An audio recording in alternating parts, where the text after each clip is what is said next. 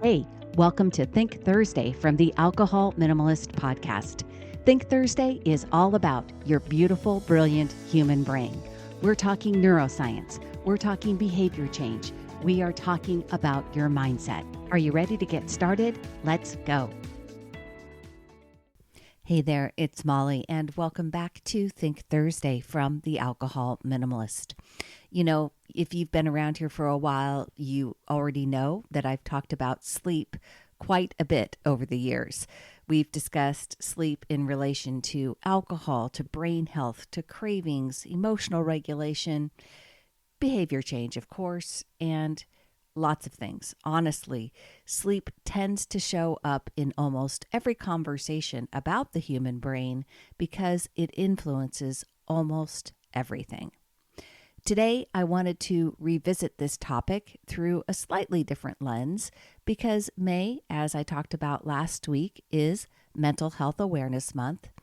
And recently, I came across some research from the National Sleep Foundation that focused not only on sleep deprivation or sleep quality, but on something much more broad and more human. And that is the term flourishing. And I really love that word because flourishing is bigger than simply not struggling. It's bigger than the absence of anxiety or depression. Flourishing is about whether you feel emotionally well, whether you feel connected to your life, whether you feel resilient, capable, engaged.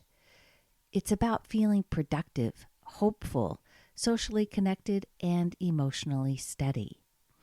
And what struck me reading through this research is how often we separate mental health from physical health, when the reality is that the brain is part of the body. Mental health is not happening independently from biology.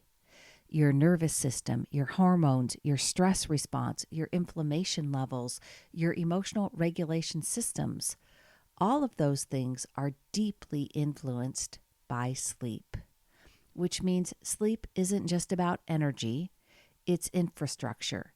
It's biological support for the emotional experience of being human.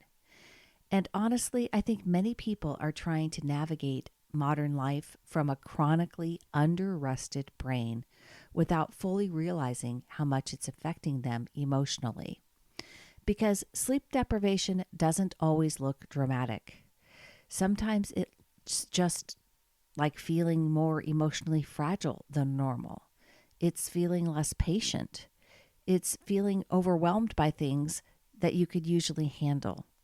It might be feeling less motivated, more anxious, more reactive, more dependent on quick dopamine hits just to get through the day. Sometimes it looks like feeling unlike yourself and not understanding why. The National Sleep Foundation's 2025 Sleep in America poll found that adults who were satisfied with their sleep were 45% more likely to be flourishing than adults who were dissatisfied with their sleep.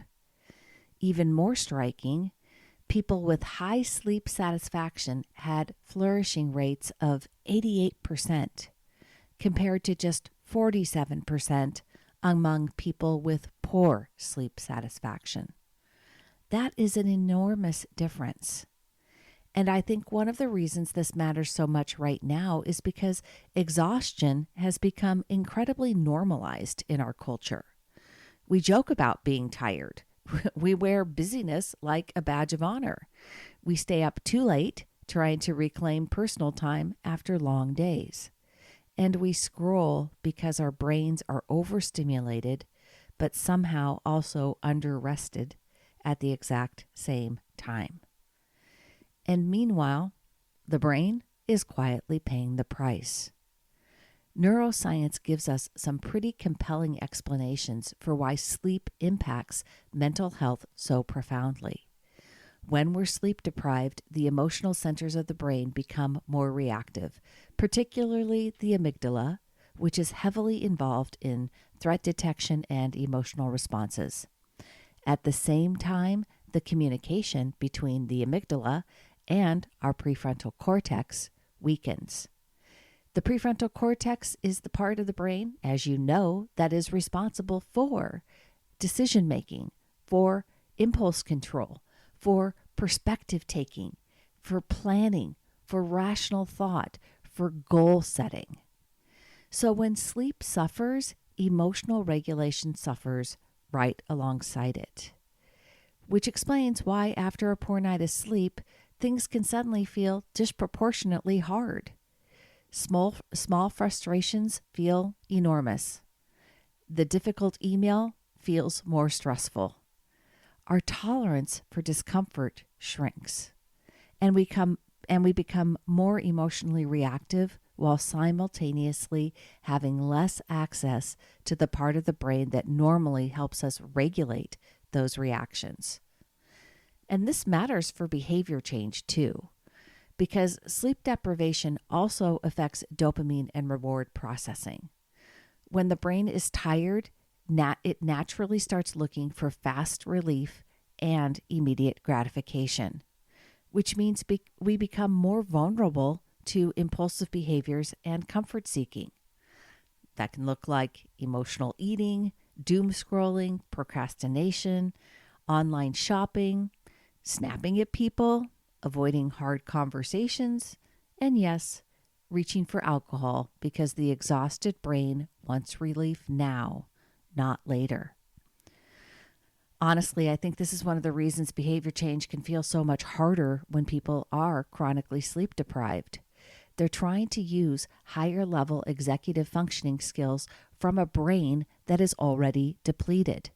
It's like trying to run complicated software on a laptop with 8% battery life. Now, this is something I pay a lot of attention to personally because sleep hygiene has become really important to me, especially ever since I did change my relationship with alcohol.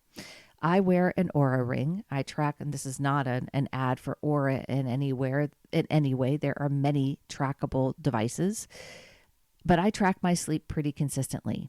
I pay particular attention to my sleep debt because I have learned that when I stack multiple nights of poor sleep together, I absolutely feel the difference emotionally and cognitively, and I see it in my sleep scores. One of the clearest patterns for me is alcohol. Even though I don't drink heavily, when I include alcohol, my sleep score almost always suffers. My readiness score drops, my deep sleep tends to decrease, and my resting heart rate usually stays elevated longer overnight.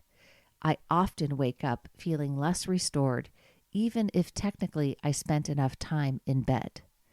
And this is one of the things I think that can be confusing for some people because alcohol does initially make you feel sleepy, right? But I've said it many times, sedation is not the same thing as restorative sleep. And we know that alcohol disrupts REM sleep, fragments your sleep architecture, and increases nighttime awakenings and affects your heart rate. That's why the heart rate stays elevated longer. So while it may help someone fall asleep faster, it often reduces the actual quality of sleep that the body and the brain are getting. For me personally, when I notice that I've accumulated sleep debt after a couple of nights of bad sleep, I try to address it quickly. And that often means going to bed earlier for a few nights, reducing stimulation in the evening, and protecting recovery sleep instead of trying to push through exhaustion and pretending that I'm fine. Because I know my brain functions differently when I am well rested. I am calmer and more patient. I am definitely more emotionally steady, more resilient. I feel more optimistic, more creative, and I simply handle life better. I think many adults have quietly adapted to functioning in a chronically under-rested state. And they've done it for so long that they've forgotten what their brain actually feels like when it's fully supported. The 2023 National Sleep Foundation U.S. poll data found that over 90% of adults with very good sleep health reported no significant depressive symptoms. And meanwhile, 65% of people dissatisfied with their sleep also experienced mild or greater depressive symptoms. Obviously, sleep is not the only factor in mental health, but because mental health is complex, layered, very personal and individual, but sleep certainly does matter, and it matters a lot. One of the things I recently came across that I found pretty interesting is something called cognitive shuffling. Now, maybe you've heard of it before, but I hadn't. The basic idea is that instead of lying in bed mentally rehearsing tomorrow's problems, whether you have woken up in the middle of the night or you're trying to get to sleep, you gently redirect your brain towards random, emotionally neutral words or images. So maybe your brain lands on ladybug, mailbox, pineapple, snowflake, basketball. You simply let the next random word come in and you repeat it. What researchers believe is happening is that this mimics the kind of loose, nonlinear mental activity that naturally occurs as the brain transitions towards sleep. It interrupts the planning and problem-solving loops that tend to keep the brain alert and vigilant at night. So cognitive shuffling, that's just a tip that you can try the next time you find yourself awake, whether you're trying to get to sleep or you wake up in the middle of the night. Honestly, I love cognitive shuffling because it reflects something we talk about often here, working with the brain instead of fighting against it. Not forcing sleep, not stressing out about not sleeping, not trying harder to sleep, but cognitive shuffling. I particularly like ladybug. You create those conditions that allow the nervous system to settle down. And maybe that's the bigger takeaway here during Mental Health Awareness Month. Sometimes we ask ourselves, what's wrong with me? Why am I so overwhelmed? Why do I feel emotionally exhausted? Why does everything feel harder than it used to be? When maybe part of the question should also be, how supported is my brain right now? Because sleep is not laziness. Rest is not weakness. Recovery is not unproductive. Sleep is an active biological maintenance for the human brain. It's where emotional processing happens. It's where memory consolidation happens. It's where nervous system recalibration happens. And even metabolic cleanup happens inside the brain. Sometimes what people think about when they think that it's a motivation problem or a mindset problem, it's neither. It's that they are actually working with an exhausted nervous system that is asking for restoration. All right, that's all I have for you this week, my friends. Try some cognitive shuffling. Until next time, choose peace, and I will see you on Monday.